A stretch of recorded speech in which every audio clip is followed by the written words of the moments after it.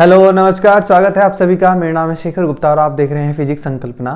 और शुरू करने वाले हैं एक नया वीडियो प्रकाशिकी का, जिसमें हम बात करेंगे प्रकाश के वैतीकरण की।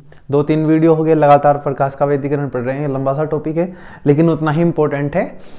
तो पिछले वीडियो में हमने बात की फ्रिंजों के बनने की, कैसे बनती हैं, कहाँ बनती हैं, उनकी चौड़ाई क्या होती है, दीप्त और अदीप्त फ्रिंजें क्या हैं। बच्चों आज हम इसी को आगे बढ़ाएंगे और कुछ नई बातें पढ़ेंगे आज के लेक्चर में। तो बिना किसी देरी के शुरू करते हैं आज का वीडियो। लेकिन जैसे कि हर वीडियो में करते हैं, शुरू में 2 मिनट के अंदर पिछली वीडियो को देखते हैं हमने क्या क्या किया था। तो चलिए शुरू करते हैं। बच्चों हमने पिछली वीडियो में देखा कि जब हम यंग का द्विजिरी प्रयोग पढ़ते हैं, ये स्लिट S1 थी और यहाँ स्लिट S2 थी, इनके बीच की दूरी को हमने प्रदर्शित किया था D। और यहाँ था पर्दा हमारा जो दूरी कैपिटल D पे था। और हमने देखा कि यहाँ फ्रिंजें बनती हैं इस तरीके की कुछ, जिनको मैं चौक से बना रहा हूँ, इनको बोलते हैं दीप्त फ्रिंज। और इनके बीच में जो ये हरा बोर्ड आपको दिखाई दे रहा है, इसको बोलते हैं अदीप्त फ्रिंज। हमने देखा कि इस सबसे बीच में जो होती है, इस पर्दे के बिल्कुल बीच में, उसको बोलते हैं केंद्रीय दीप्त फ्रिंज।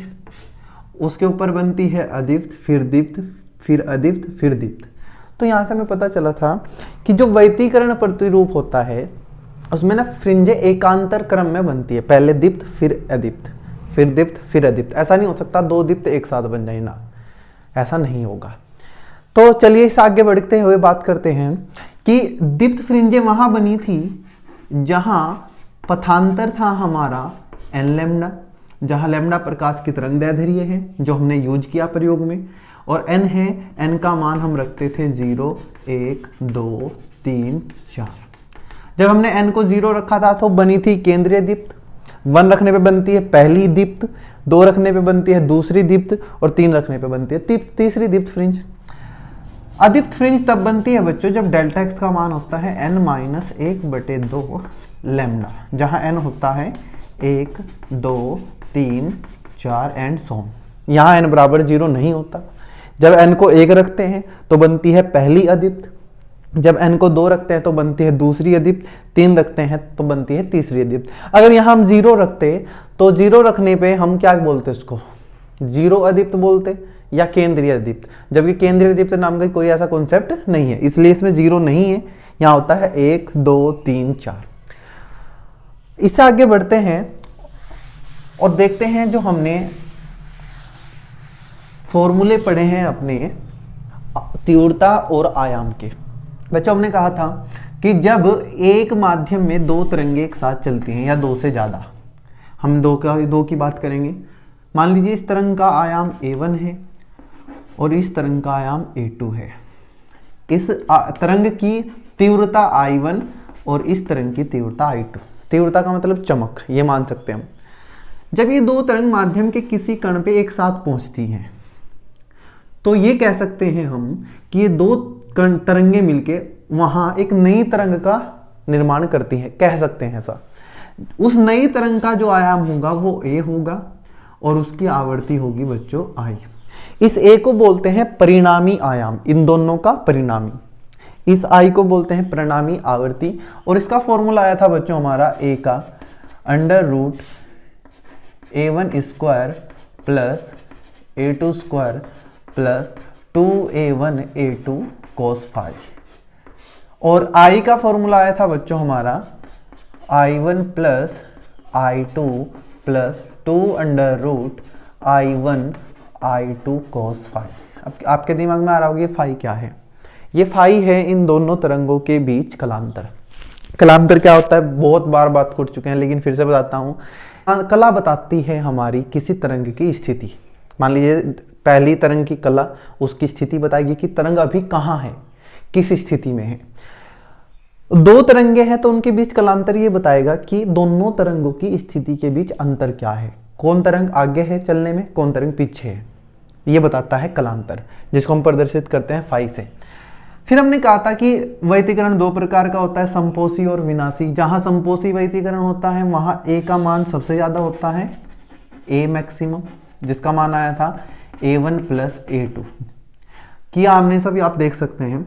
और i का मान होता है i मैक्सिमम, इसी आया था हमारा under root i1 plus under root i2 का होल स्क्वायर। ऐसे ही हमने विनाशी वैतीकरण की बात की, जहां ये a होता है मिनिमम, a मिनिमम का हमने निकाला था a1 माइनस a2, और i भी क्या होता है, सबसे कम होता है, मतलब i मिनिमम हमने निकाला था under root i1 minus under root i2 का होल स्क्वायर। ये था हमारा सब। चलिए और थोड़ा सा देखते हैं कि हमने क्या क्या पढ़ा, क्योंकि आज का वीडियो आपको तभी समझ आएगा कि अगर ये पिछली बातें आप सब जानते हैं, इसलिए मैं जल्दी जल्दी से सब बातें बता रहा हूं। बच्चों यहां मैं लिख रहा हूं विनाशी वैतीकरण, और यहां लिखता हूं संपोषी वैतीकरण। दो तरीके का हमने वैतीकरण पढ़ा। कब होता है संपोषी वैतीकरण? संपोषी वैतीकरण तब होता है जब पथांतर, रास्तों में अंतर, दो तरंगे चलती हैं, मान लीजिए दो तरंगे चल के इस बिंदु तक पहुंची, इसने ज्यादा रास्ता तय किया, इसने कम रास्ता तय किया, तो हम कहेंगे इनके दोनों के रास्ते में क्या है, पथांतर। अगर दोनों बराबर दूरियां तय करती है, दोनों बराबर पथ चल जाती है, तो हम बोलते हैं कि इनमें कोई पथांतर नहीं है। तो संपोषी वैतीकरण तब होता है जब पथांतर हो n लैम्डा। यहां n का मान कितना होता है, 0, 1, 2, 3, 4। तो हम कह सकते हैं कि n का मान 0 रखूंगा तो बनेगा लैम्डा, बनेगा 1 रखूंगा तो, और 0 रखूंगा तो 0 बनेगा, 1 रखूंगा तो लैम्डा, 2 रखूंगा तो 2 लैम्डा, 3 रखूंगा तो 3 लैम्डा, ऐसे 4 लैम्डा एंड सो ऑन, आगे चलते जाएंगे। विनाशी वैतीकरण तब होता है बच्चों जब पथांतर हो n माइनस 1/2 लैम्डा, और यहाँ n होता है 1, 2, 3, 4। यहाँ 0 नहीं होता, 1 रखूंगा तो ये बनेगा λ/2, 2 रखूंगा तो बनेगा 3/2 लैम्डा, 3 रखूंगा तो बनेगा 5 λ/2, 4 रखूंगा, 4 दूनी 8 माइनस 1, 7 λ/2। तो यहाँ मतलब ये 0 लैम्डा, 2 लैम्डा, 3 लैम्डा, 4 लैम्डा, यहाँ होगा संपोषी वैतीकरण, मतलब बनेगी दीप्त फ्रिंज। और λ/2, 3 λ/2, 5 λ/2, 7 λ/2, इन पे बनने वाली है हमारी अदीप्त फ्रिंज, क्योंकि यहाँ होगा विनाशी वैतीकरण। लेकिन हमारे दिमाग में एक बात आती है बच्चों कि मैंने 0 की बात की, फिर मैंने λ/2 की बात की, 0 λ/2, फिर लैम्डा, फिर 3/2 लैम्डा, फिर 2 लैम्डा, 2 लैम्डा के बाद 5/2 लैम्डा, 2.5 लैम्डा होगा नहीं, 2.5 के बाद 3 लैम्डा, 3 के बाद 3.5 मतलब 7/2, ऐसे। इस पे बनती है दीप्त, इस पे बनती है अदीप्त, इस पे बनती है दीप्त, इस पे बनती है अदीप्त, दीप्त अदीप्त दीप्त अदीप्त, इन पे फ्रिंज बनती है। लेकिन किसी के दिमाग में आया कि यार 0 और λ/2 के बीच भी तो बहुत है, λ/4, λ/6, λ/3, बहुत सारी हैं। 0 से λ/2 के बीच λ/3, λ/4, λ/6, λ/7, बहुत सारे। उन पे क्या हुआ, उन पे कौन सी फ्रिंज बनी?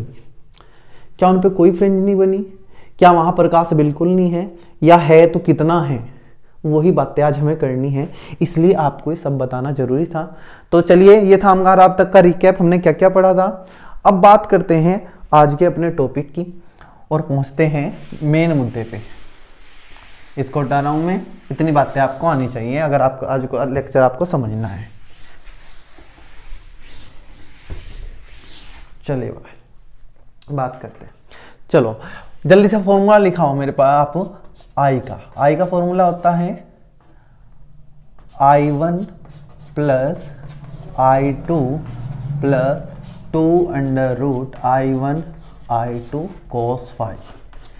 I1 क्या है, पहली तरंग की तीव्रता, I2 क्या है, दूसरी तरंग की तीव्रता, और फाई है उनके बीच का कलांतर। ये I क्या है, इस I को बोलते हैं बच्चों परिणामी तीव्रता। मान लीजिए इस बिंदु पे एक तरंग पहुंची I1 के साथ, एक तरंग पहुंची I2 के साथ, और मिलके इन्होंने क्या बनाया I। इस I को बोलते हैं I1 और I2 की परिणामी तीव्रता। जिसका फॉर्मूला है I1 plus I2 plus 2 under root I1 I2 cos phi, और इसको मैंने नाम दे दिया IR। R का मतलब है रिजल्टेंट, परिणामी। मान लीजिए अगर I1 I2 के बराबर हो जाए, मतलब दोनों ही तरंग जो चली हुई है उनकी तीव्रता बराबर हो, तब क्या होगा? तो हमने कहा I1 बराबर I2, और उसको लिख देता हूं मैं I। मैंने I1 को I2 के बराबर डाला, और ये कहा कि I1 भी I है और I2 भी I है, दोनों की वैल्यू यहां डाल दी। तो हमारा IR कितना आएगा बच्चों? यह आएगा I plus 2 under root I into I cos phi. तो हमने कहा चलिए बहुत बढ़िया, I और I 2I plus 2 under root में I का स्क्वायर हो जाएगा। I इंटू I क्या होता है? I का स्क्वायर, और अंडर रूट में से I स्क्वायर क्या आ जाएगा बाहर? I, और यहाँ बचा cos फाई। ध्यान से देखो क्या कॉमन है? 2I। मैंने 2I कॉमन लिया, यहाँ बचा 1 और यहाँ आया हमारा cos फाई। अच्छा जी, आपने जरूर अगर ट्रिग्नोमेट्री पढ़ी है तो आपने cos 2 थीटा का फॉर्मूला पढ़ा होगा, 2 cos स्क्वायर थीटा माइनस 1। देखो यहाँ 2 थीटा है तो यहाँ खाली थीटा है। अब मेरे पास है फाई, अगर मैं 2 थीटा की जगह फाई रख दूँ तो ये बनेगा 2 cos स्क्वायर। 2 थीटा की जगह मैंने क्या रखा? फाई, तो थीटा कितना आ जाएगा बच्चों? 5/2, मतलब ये आ जाएगा 5/2 माइनस 1। तो मैं cos फाई का ये फॉर्मूला यहाँ लिखने वाला हूँ, 2I 1 प्लस cos फाई कितना? 2 cos स्क्वायर 5/2 माइनस 1, 1 से 1 गया, 2 इंटू 2 4I cos स्क्वायर 5/2, और यह है हमारा IR।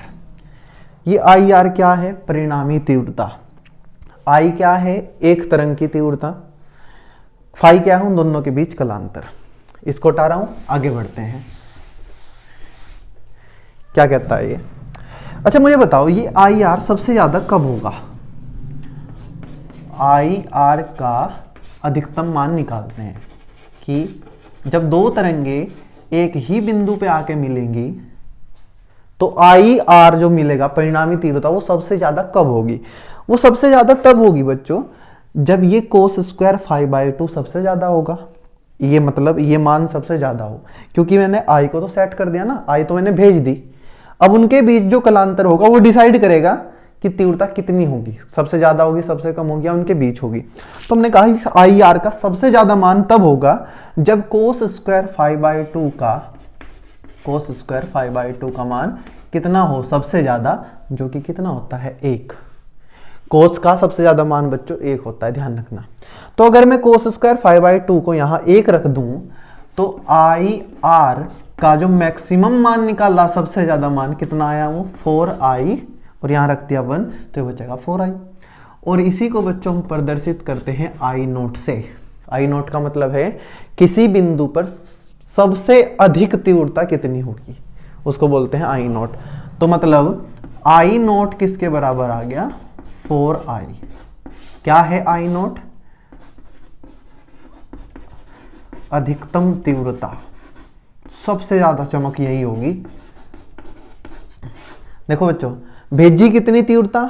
एक तरंग के साथ I, दूसरी तरंग के साथ कितनी भेजी? I, दोनों को बराबर कर दिया, और मिली कितनी? 4I। ये गजब ही चीज है ना, कि मैंने आप भेजी I और दूसरे भी I गई, दो तरंगे जिनकी तीव्रता खुद की I है, मिलकर कितनी बना रहे हैं? 4I। इस 4I से ज्यादा नहीं हो सकता, ये ध्यान रखना, बाकी तीव्रता इससे कम ही रहेगी। मैं पूछता हूं आपको कि I नोट का मान अगर 4I है तो क्या मैं 4I की जगह यहाँ I नोट लिख दूं? तो ये फॉर्मूला ये बन जाएगा क्या? IR बराबर 4I की जगह क्या लिख दूं? I नोट, और ये लिखता हूं मैं cos स्क्वायर 5/2। ये जहां IR क्या है? परिणामी तीव्रता। I नोट क्या है? परिणामी तीव्रता का सबसे ज्यादा मान, सबसे ज्यादा। और फाई कितना क्या है? कलांतर। ये बदलेगा तो ये बदल जाएगा, अब ये नहीं बदलेगा बच्चों, ये तो सबसे ज्यादा है। और ध्यान रखना, इस I नोट का मान हमेशा 4I नहीं होगा, ध्यान रखना। ये 4I तब होगा जब I1 और I2 आपस में बराबर होंगी। और किसके बराबर होंगे? I के। अगर I1 और I2 बराबर नहीं है तो ये I नोट 4I नहीं आएगा, उसके लिए आपको ये आई मैक्सिमम का फॉर्मूला लगाना पड़ेगा। आई मैक्सिमम बराबर √I1 प्लस √I2 का होल स्क्वायर। लेकिन ये फॉर्मूला हमेशा चलेगा, चाहे I1 और I2 बराबर हैं चाहे नहीं है, क्योंकि I0 तो क्या है, अधिकतम तीव्रता। तो आपके दिमाग में आया होगा कि इसकी जरूरत क्यों पड़ी, हमने निकाला क्यों, IR बराबर I0 कोस स्क्वायर 5/2 निकाला क्यों, यही मैं आपको अभी समझाने वाला हूं। आप इसको नोट कर लो और आगे बढ़ते हैं।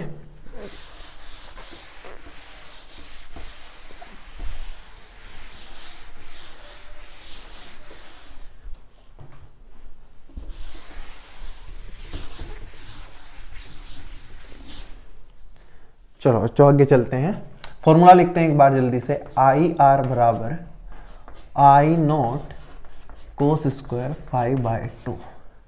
इसका फायदा क्या है, हमने क्यों निकाल दिया ये? देखो बच्चों, आपको पता है कि फाई का मान जब 0 होता है, इसके लिए आपको पिछली वीडियो अच्छे से आनी चाहिए। 2 पाई होता है, 4 पाई होता है, 6 पाई होता है, 8 पाई होता है, या ऐसे ही आगे बढ़ते जाएं तो बनती है दीप्त फ्रिंज। अब इस दीप्त फ्रिंज का मतलब क्या है कि यहाँ जहां फाई 0 होगा, 2 पाई होगा, 4 पाई होगा, 6 पाई होगा, यहां में प्रकाश की तीव्रता सबसे ज्यादा दिखाई देगी। मतलब कितनी दिखाई देगी, I0। कितनी दिखाई देगी, I0। और जब फाई होगा आपका पाई, 3 पाई, 5 पाई, 7 पाई, 9 पाई, या ऐसे ही आगे चलते जाएं तो बनेगी बच्चों अदीप्त फ्रिंज। अदीप्त फ्रिंज। और वहां जो तीव्रता होगी बच्चों वो होगी सबसे कम, न्यूनतम। और अगर वो वाला केस हम ले जहां I1 I2 बराबर है तो तीव्रता हो जाएगी 0। लेकिन मैं 0 इसलिए नहीं बोल रहा हूं कि हमेशा 0 नहीं होगी। 0 होने का कंडीशन ये है कि I1 और I2 एक दूसरे के बराबर हो तो 0 हो जाएगी। और अगर I1 और I2 बराबर हुए तो I0 कितना हो जाएगा, फिर 4I। अगर बराबर है तो हमने कहा यार सही है, चलो हमें 0 पे पता चल गया, 0 पे बनेगी दीप्त, पाई पाई पे पता चल गया हमें बनेगी अदीप्त। लेकिन 0 और पाई के बीच क्या होगा, अगर मैं आपको पूछ लूं कि π/2 पे क्या बनेगी, दीप्त बनेगी या अदीप्त बनेगी, तो आपका क्या जवाब होगा? उसके लिए इस फॉर्मूले की हमें जरूरत पड़ेगी बच्चों। आपको पता है कि 0 पे क्या बनी है, दीप्त, मतलब यहां कितनी तीव्रता है, I0 सबसे ज्यादा है यहां। और पाई पे बनी है अदीप्त, यहां क्या है, न्यूनतम। अगर मैं दोनों को बराबर मान लूं तो यहां कितनी है, 0।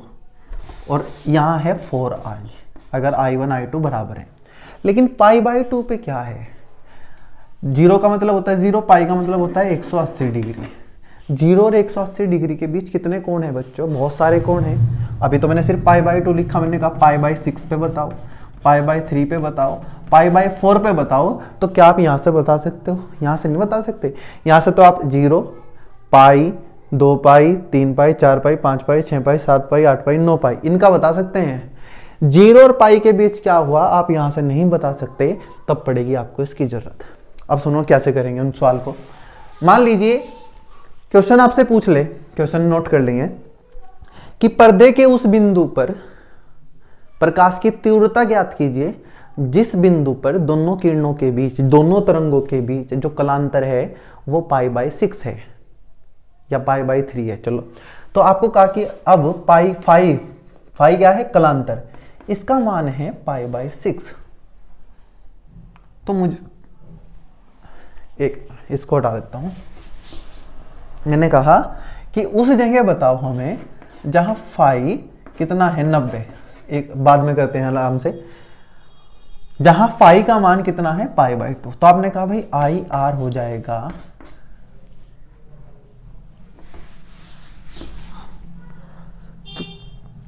तो आपसे पूछा कि पर्दे के उस बिंदु पे प्रकाश की तीव्रता बताओ जहां कलांतर मतलब फाई का मान π/2 है। आप इसमें ढूंढने लगे कि भाई π/2 कहां है, यहां तो है ही नहीं, तो आपको नहीं बता सकते। अगर 0 होता तो आप कह देते 4I है, पाई होता तो कह देते 0 है, 2 पाई होता तो 4 पाई, लेकिन π/2 तो इसमें है ही नहीं, तो आपको ये यूज करना पड़ेगा।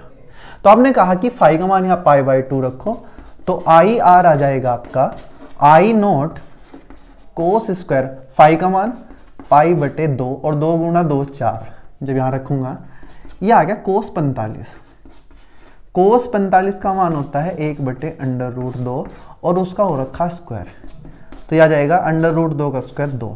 मतलब देखो क्या मजे की बात निकल के आई कि जहां फाई का मान पाई बटे 2 है, जहां दो तरंगों के बीच कलांतर 90 डिग्री है, जहां पाई बटे 2 रेडियन है, वहां ना तो प्रकाश की तीव्रता आई नोट है और ना जीरो है, वहां प्रकाश की तीव्रता आई नोट बटे 2 है। मतलब प्रकाश की तीव्रता आई नोट और जीरो के बीच कुछ भी हो सकती है बच्चों, बस जीरो सबसे कम है इसलिए उसको बोलते हैं अदीप्त फ्रिंज, आई नोट सबसे ज्यादा है इसलिए उसको बोलते हैं दीप्त फ्रिंज। लेकिन ऐसा नहीं कि हर जगह तीव्रता जीरो या आई नोट ही होगी, इसके बीच भी होगी, जैसे आई नोट बटे 2। मान लीजिए अब आपसे कह देता है वो, इसको हटा रहा हूं मैं, कि उस बिंदु पे बताओ जहां फाई का मान पाई बटे 3 है। पाई बटे 3 मतलब 60 डिग्री, ये रेडियन होता है, पाई लिखते हैं। तो हमने कहा चलो बताते हैं, आई आर बराबर आई नोट कोस स्क्वायर, फाई की जगह रखा पाई बटे 3 और 3 दूनी 6, तो ये हो गया कोस 30। कोस 30 का मान होता है बच्चों अंडर रूट 3 बटे 2, अंडर रूट 3 बटे 2 और इसका स्क्वायर, अंडर रूट 3 का स्क्वायर हो जाएगा 3, 2 का स्क्वायर होगा 4, मतलब ये आ गया 3 आई नोट बटे 4। तो पर्दे पर उस जगह जहां कलांतर पाई बटे 3 है, 60 डिग्री है, वहां पर जो तीव्रता है प्रकाश की वो आई नोट का 3 बटे 4 है। आया कुछ समझ कि इसकी जरूरत क्यों पड़ी? ये कारण था कि पर्दे पे सिर्फ तीव्रता ना तो आई नोट है और ना जीरो है, इनके बीच भी है। हाँ आई नोट सबसे ज्यादा है ये मानना, इससे ज्यादा तीव्रता नहीं हो सकती, और जब ये जीरो है तो इससे कम तीव्रता नहीं हो सकती। जीरो और आई नोट के बीच घूमती रहेगी तीव्रता, अलग अलग बिंदुओं पे अलग अलग तीव्रता होती है। चलो इसी को लेकर लास्ट चीज करते हैं, ग्राफ खींचते हैं और फिर खत्म करते हैं इस वीडियो को।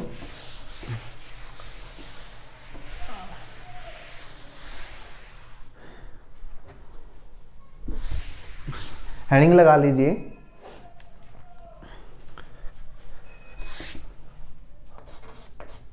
तीव्रता आई, जो मैंने आई लिख रहा था आई आर, वह कलांतर फाई, पथांतर भी लिख सकते हैं लेकिन अभी मैं ग्राफ कलांतर के बीच खींचूंगा, के बीच ग्राफ खींचते हैं बच्चों। इसके लिए आपको क्या करना पड़ेगा, ये हमने खींच दी अक्ष, यहां लेंगे हम कलांतर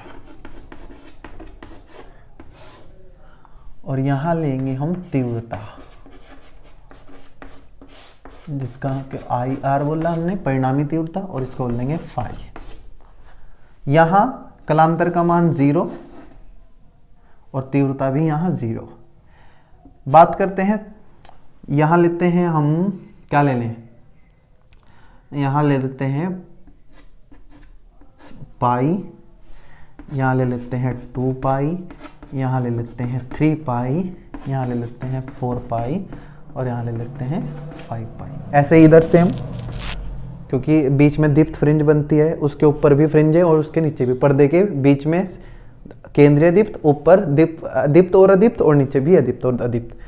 तो इधर करते हैं पाई, 2 पाई, 3 पाई और ये आ जाएगा 4 पाई और ये आ जाएगा 5 पाई एंड सो ऑन, ऐसे ही चलता रहेगा। अब देखते हैं कि तीव्रता 0 पे कितना है।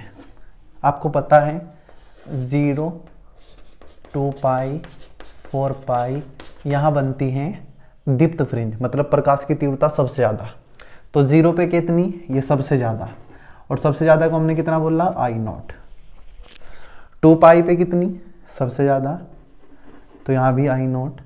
4 पाई पे कितनी, सबसे ज़्यादा। 6 पाई मैंने नहीं दिखाया तो यहीं तक रखते हैं। 2 पाई पे इधर आई नॉट, 4 पाई पे इधर आई नॉट। अच्छा जी, बात करते हैं पाई, 3 पाई, 5 पाई, पाई, 3 पाई और 5 पाई। यहाँ होता है विनाशी व्यतिकरण और यहाँ बनती है दीप्त फ्रिंज, मतलब तीव्रता कितनी, 0। 0 तब है बच्चों जब I1 और I2 बराबर हैं। तो हमने कहा यहाँ तीव्रता 0, यहाँ भी तीव्रता 0 और यहाँ भी तीव्रता 0। पाई पे 0, 3 पाई पे 0, 5 पाई पे 0। अब इसको ग्राफ को बनाते हैं। ग्राफ बनाने का तरीका देखना ध्यान से। इसको यहाँ किया ऐसे, ऐसे, इसे।